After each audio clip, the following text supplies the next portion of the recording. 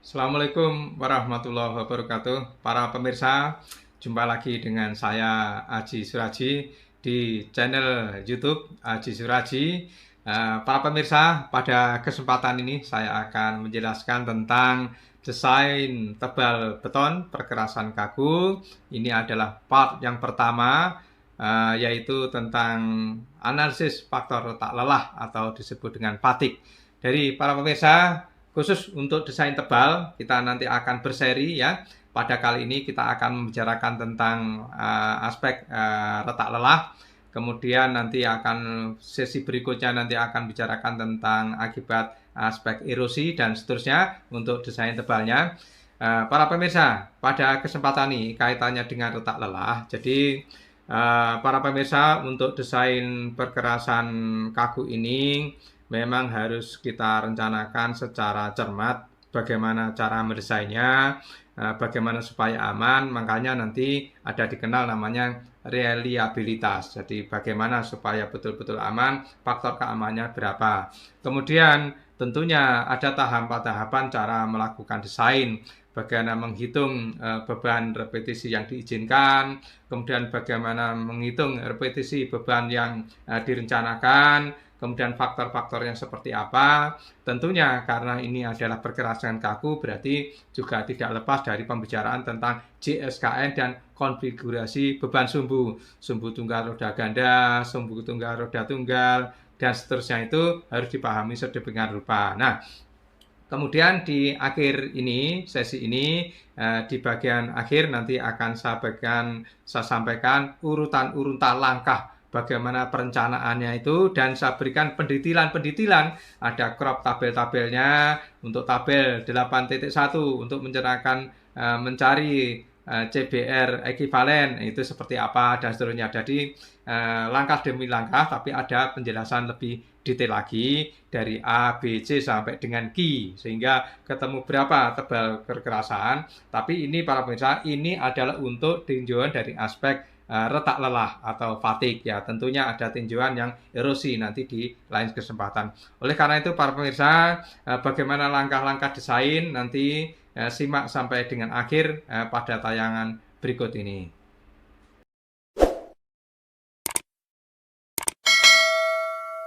Baiklah, Pak pemirsa, saya akan menjelaskan tentang materi pada kesempatan ini adalah desain tebal beton perkerasan kaku part ke-1, yaitu analisis faktor retak lelah fatigue. Saya ulangi, jadi judulnya adalah desain tebal beton perkerasan kaku part ke-1, yaitu analisis faktor retak lelah atau disebut dengan fatigue. Ya, baiklah para pemirsa, sebelum masuk pada materi membicarakan tentang bagaimana analisis faktor retak lelah itu, saya akan awali dengan keandalan suatu desain atau sering disebut dengan reliabilitas ya. Jadi keandalannya itu seperti apa? Oke, jadi pada penentuan beban rencana, beban sumbu dikalikan dengan faktor keamanan atau load safety factor. Nah, jadi di sini ada suatu faktor bagaimana suatu beban itu bisa dianggap aman. Nah, bagaimana amannya itu? Di sini menggunakan faktor keamanan beban yang digunakan adalah 90% ya. 90% itu kehandalannya. Artinya tidak 100% handal. Maka ada suatu faktor, kalau itu ditetapkan 90%, berarti faktor pengalinya adalah 1/90% atau 1/0,9. Ketemu berapa? Ya, di sini dinyatakan bahwa memang pendekatannya adalah 1,1, namun demikian di sini dibedakan menjadi dua. Untuk yang jenis perkerasan JPCP yaitu sebesar 1,2, sedangkan yang jenis perkerasan CRCP itu adalah 1,1. Nah, sehingga misalnya kalau beban sumbunya itu 90 kN, kemudian dikalikan dengan LSF atau faktor keamanan beban FKB itu 1,2, maka ketemu 1,8. Jadi para pemirsa, LSF itu bahasa Inggrisnya Load Safety Factor.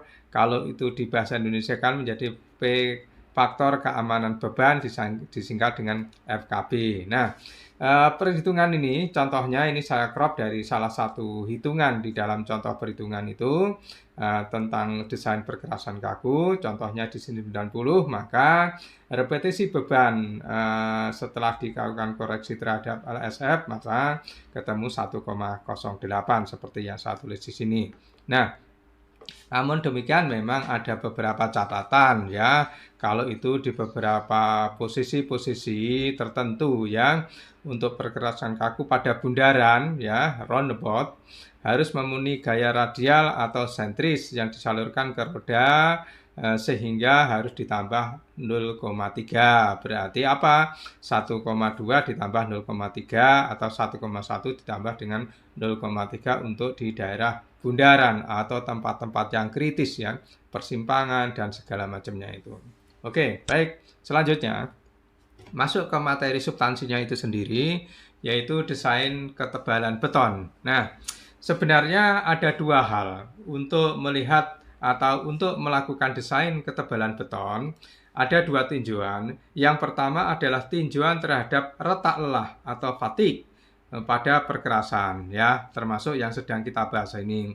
Nah, ada sisi yang kedua lagi untuk meninjau dalam desain yang memang harus bersama-sama, tapi dalam pembahasan ini kita bahas yang tentang retak lelah dulu. Nah, kemudian pembahasan yang berikutnya ada aspek yang namanya erosi. Nah, jadi erosi tanah dasar atau lapis pondasi bawah yang timbul akibat lentutan berulang pada sambungan dan retakan. Jadi ada dua ya para pemirsa, untuk analisis desain ketebalan itu, yaitu ditinjau dari aspek retak lelah dan tinjau dari aspek erosi. Namun dalam kesempatan ini kita membicarakan tentang dari aspek retak lelah. Di lain kesempatan setelah ini saya akan menayangkan lagi tinjauan desain ketebalan dari aspek erosi ya. Beda-beda tipis tapi saya pisah biar waktunya tidak terlalu banyak tersita dan bisa paham satu aspek dulu tentang retak lelah, kemudian nanti kita bicara tentang erosi dan di lain kesempatan akan kita bahas untuk kalau itu dilihat secara bersama-sama, tentunya tinggal gabung saja ya. Oke, di dalam analisis untuk persamaan desain perkerasan kaku itu ada yang pertama tadi adalah disebut dengan analisis retak lelah tadi. Begini para pemirsa, sebenarnya didasarkan kepada yang namanya jumlah repetisi beban yang diizinkan atau disimbol dengan NF. Jadi ini adalah jumlah repetisi beban yang diizinkan. Nah, itu dihitung dengan cara rumus yang ada ini, yaitu log NF, fungsi dari suatu formula di sini, di mana di dalamnya ada SR ya.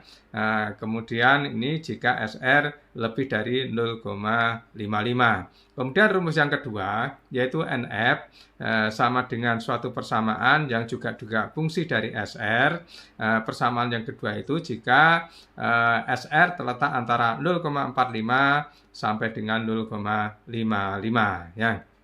Nah, lalu bagaimana tadi fungsi-fungsi NF fungsi dari SR tadi? Bagaimana cara mendapatkan SR? SR ini diperoleh dari SE per 0, bla bla bla dan seterusnya ini saya akan sampaikan. Jadi SR ini masih fungsi dari SE. Apa itu SE? Yaitu tegangan ekivalen beton dalam satuan MPa. Kemudian juga fungsi dari FCF. Apa itu? Yaitu kuat lentur karakteristik desain pada umur beton 28 hari dengan satuan MPa. Kemudian masih fungsi dari P, yaitu beban kelompok sumbu dalam satuan kilonewton. Kemudian ada LSF, yaitu faktor load safety ya, load safety factor. Kemudian ada F1 ya, ini nanti F1 bagaimana, itu nanti masih tergantung kepada bagaimana konfigurasi beban sumbunya. Sebelum pindah ke layar, saya ingin sampaikan, jadi di sini kalau SR lebih besar dari 0,05 pakai rumus pertama, kalau terletak antara 0,45 sampai 0,55 itu pakai rumus kedua. Kita lihat di sini, ini kan ada pembagian di mana SR ada di depan. Tentu berarti supaya itu tidak error, maka memang SR berarti harus lebih dari 0,43. Makanya di sini dibatasi SR antara 0,45 sampai 0,55. Bagaimana kalau SR itu kurang dari itu? Ya, tentu berarti nanti akan terjadi unlimited ya, karena nolnya itu sebagai angka yang mendekati 0 sebagai pembagi, maka hasilnya akan menjadi unlimited. Ya, itu ya nanti akan dijelaskan yang berikutnya. Oke, baik. Bagaimana F1 dan NF? Nah, F1 tadi yang di dalam untuk mencari nilai dari SE tadi, maka ini tergantung kepada beban sumbunya ya. Beban sumbunya seperti apa, konfigurasi beban sumbu rodanya. Jadi ini punya nilai, contohnya 9 untuk sumbu tunggal dengan roda tunggal, STRT, dan seterusnya. Ini ada angka 9, 18, 36, 54, 72 ya. Nah, di sini ada catatan, tadi sudah saya sampaikan, NF itu tak terhingga jika SR kurang dari 0,45. Kenapa? Yang tadi saya sampaikan, sebagai membagi mendekati 0, maka tentu itu akan menjadi suatu angka, hasilnya adalah unlimited ya. Oke, selanjutnya para pemirsa, jadi dari rumus-rumus tadi kita akan lihat, tadi ingat NF fungsi dari SR. SR fungsi dari SE. Nah, lalu bagaimana cara mendapatkan SE? SE atau F3, nanti F3 itu dipakai untuk aspek erosi ya, tapi kita bicarakan tentang SE dulu. Jadi SE mempunyai rumus yang panjang ini. Kalau itu kita identifikasi, ada rumus yang faktor variabelnya adalah A, B, C, D. Nah, A, B, C, D, dan seterusnya sampai dengan J ya, ini ya. A, B, C, D, E, F ya, kemudian G, kemudian ini H, ini I, ini J ya. Nah, ini nanti ada tabel yang tergantung kepada konfigurasi beban sumbunya. Nah, kemudian ini juga tergantung kepada D, yaitu tebal plat, dan tergantung kepada CBR tanah dasarnya. Jadi CBR tanah dasar, EF ini adalah CBR tanah dasar, kemudian D ini adalah tebal plat beton. Ada variabel-variabel D ini. Oke ya. Jadi sebenarnya kalau kita kelompokkan, SE yang panjang itu tergantung kepada variabel A, B sampai J ditambah dengan D, kemudian ada variabel lagi berikutnya adalah EF ya.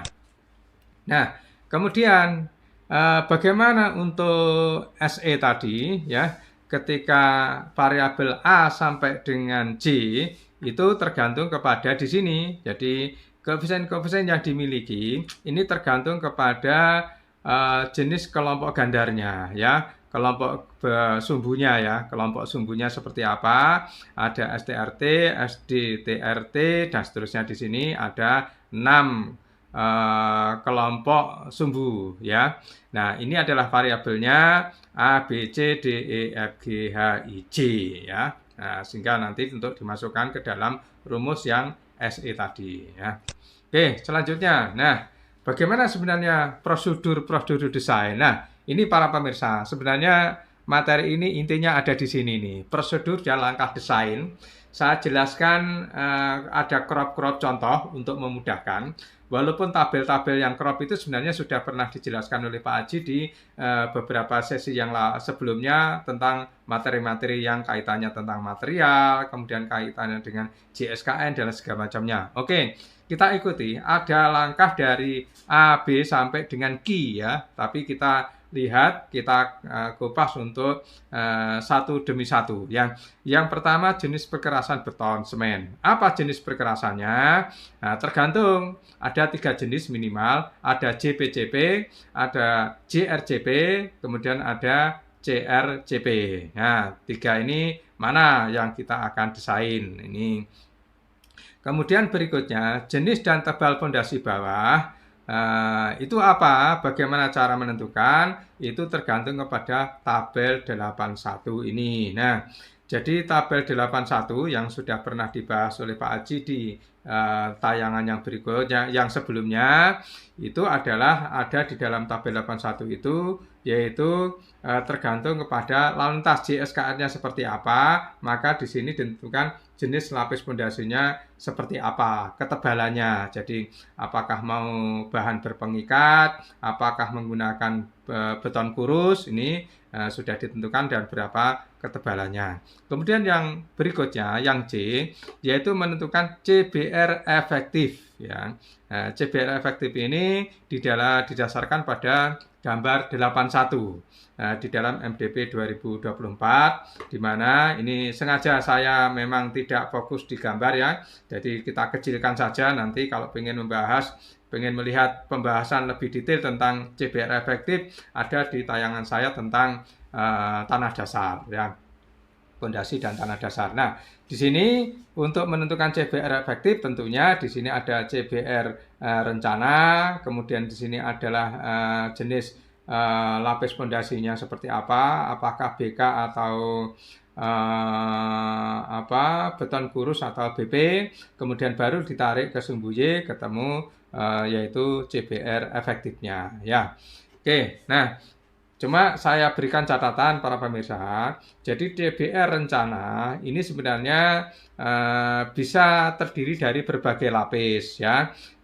Jadi material yang di bawahnya lapis pondasi bawah, lapis pondasi ini itu ada nanti CBR ekivalennya. CBR ekivalen itu adalah yang nanti sebenarnya CBR rencana. Kenapa disebut ekivalen? Karena ada beberapa lapis. Karena beberapa lapis itu sehingga ada beberapa lapis ini CBR yang mewakili berapa. Misalnya lapis pertama itu agregat kelas A, kemudian ditambah dengan timbunan 20 cm, kemudian ditambah dengan perbaikan tanah menjadi 15 CBR-nya. Nah, itu digabung menjadi satu, nanti ada caranya, ada rumusnya, kemudian bisa kita tentukan berapa CBR rencananya. Dari CBR rencana, kemudian diplotkan di dalam gambar 81, sehingga kita dapatkan namanya CBR efektif. Ya. Oke, selanjutnya mutu beton berdasarkan kuartal lentur. Oke, kalau ini saya pikir tergantung kepada desainnya seperti yang di syarat-syarat material di pembahasan saya sebelumnya. Kemudian berikutnya faktor keamanan beban lintas FKB. Nah, FKB tadi tergantung mana, apakah kita pakai 1,1 atau 1,2, atau kalau pakai bundaran berarti harus ditambah 0,3. Nah, berikutnya adalah tebal plat beton minimum. Berapa plat beton minimumnya? Ini juga tergantung kepada jenis perkerasannya, kemudian tergantung JSKN-nya di sini, maka di sini akan ketemu berapa ketebalan plat beton minimum. Jadi ini sebenarnya struktur utama di bagian permukaannya, perkerasan. Jadi istilahnya ya perkerasan utamanya ada di sini. Makanya ini harus diperhatikan, tebal minimum ini tergantung kepada jenis dan JSKN-nya. Contoh JPCP itu kalau seandainya JSKN-nya antara 1 juta sampai 10 juta itu 150 dan seterusnya. Di sini kolom berikutnya 200 mm, kemudian yang di sini adalah 250 mm ya. Oke, selanjutnya kita masih berbicara tentang prosedur, bersambung memang ya dari A, B, C sampai nanti Q. Jadi berikutnya adalah yang tahap G, yaitu taksiran tebal plat beton desain. Nah, taksiran itu bagaimana cara mengira-ngiranya? Namanya juga taksiran, minimal sudah ada patokan tadi. Dari kita mulai dari syarat minimum tadi. Kita coba, kita hitung sampai tuntas, masuk apa tidak. Kalau tidak masuk, ya berarti perlu ditingkatkan lagi. Misalnya dicoba yang pertama tebal minimumnya 250 mm, kemudian tidak masuk, ditingkatkan lagi menjadi 300 mm dan seterusnya sampai nanti masuk, di mana rasio atau perbandingan antara repetisi beban rencana dengan repetisi beban izin itu harus maksimum 100%. Nah, nanti akan kita bicarakan di langkah berikutnya ya. Kemudian yang langkah H yaitu tegangan ekivalen yaitu SE. Saya pikir tadi sudah dijelaskan ya. Bagaimana SE, ada rumus yang panjang di sini dan juga tentunya juga tergantung kepada jadi ada persamaan 84, 85, 86, 87. Di sini ya para pemirsa 84 tentang 85 untuk mencari NF, kemudian 86 untuk mencari SR, kemudian persamaan 87 untuk mencari SE ya. Oke, selanjutnya langkah yang ke I yaitu beban rencana per roda. Jadi beban rencana per roda itu dihitung berdasarkan setiap jenis kendaraan. Ya, bagaimana itu? Ya, tinggal beban dikalikan dengan faktornya tadi FKB itu beban rencana. Namun demikian kalau kita ingin mengetahui repetisi beban rencana, nah sebenarnya ini ending yang akan kita inginkan. Repetisi beban rencana adalah proporsi beban dikalikan dengan proporsi kelompok sumbu dikalikan dengan JSKN. Ini yang paling penting ini sebenarnya para pemirsa yang saya blok warna hijau ini. Bagaimana cara mendapatkan? Saya berikan ambil crop untuk contoh yang di tabel A, di contoh perhitungan situ.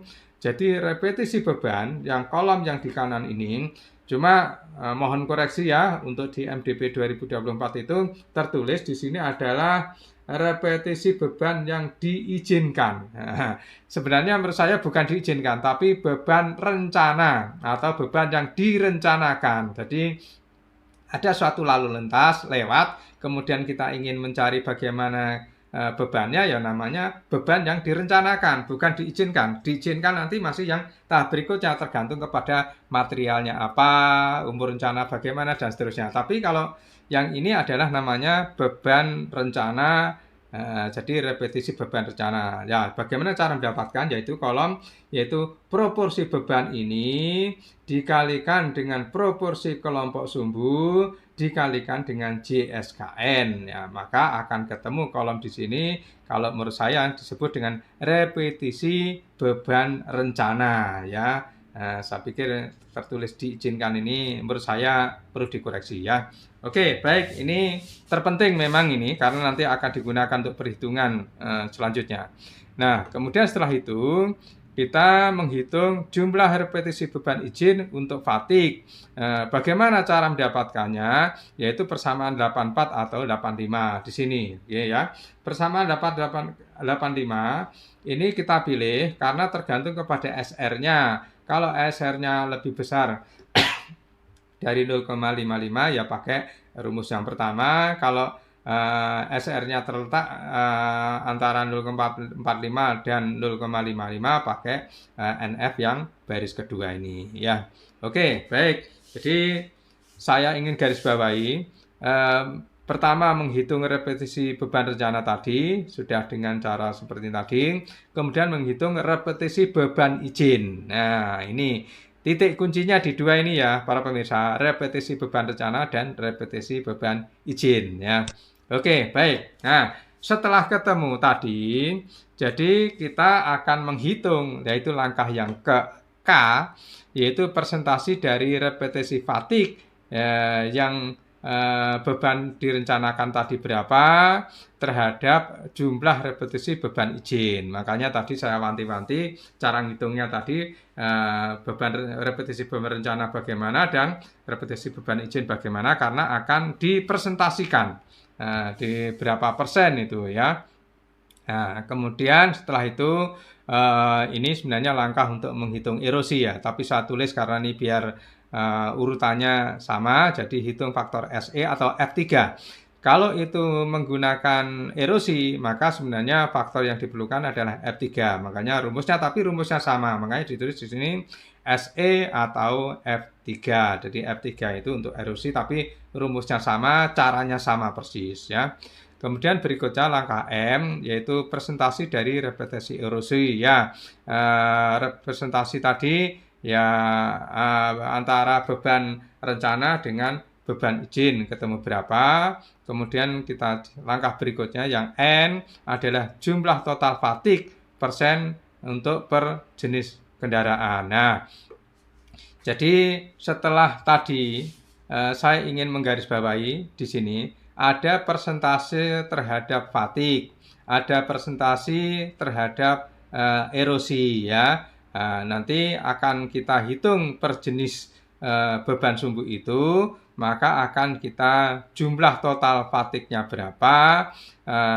Kemudian kalau itu di repetisi fatigue ya, ketemu ini jumlah total fatigue persen per jenis sumbu. Kalau itu erosi ya nanti jumlah total untuk erosi.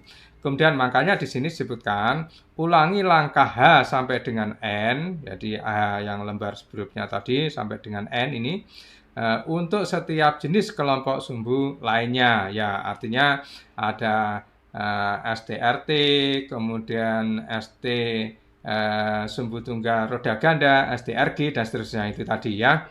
Nah, kemudian langkah berikutnya yang ke P adalah total kerusakan akibat fatigue. Ini baru kalau itu total kerusakan akibat fatigue, ini tentunya adalah yang tadi dan yang merupakan persentase tadi itu untuk semua jenis kendaraan. Nah, bagaimana ini? Maka kita akan bisa menentukan nanti setelah ketemu totalnya bagaimana, kita bandingkan sebenarnya. Jadi sebenarnya cut off value, batas suatu perencanaan itu adalah maksimum adalah 100% nanti. Jadi total kerusakan akibat fatigue atau total kerusakan akibat erosi itu adalah 100%. Nah, maka setelah 100% ini sebagai batasnya, itu dianggap bahwa itu sudah aman. Namun demikian ketika nanti totalnya itu lebih dari 100, maka harus diulangi lagi, diuji coba lagi untuk ketebalan yang lebih besar lagi. Kalau semula kita hitung pakai 250 mili, ternyata total kerusakannya masih lebih dari 100, kita naikkan menjadi dari 250 menjadi 300 mm. Kemudian kita hitung lagi, kemudian kita lihat total dari akibat fatigue nanti atau mungkin juga erosi kalau mau kita lihat bersama-sama.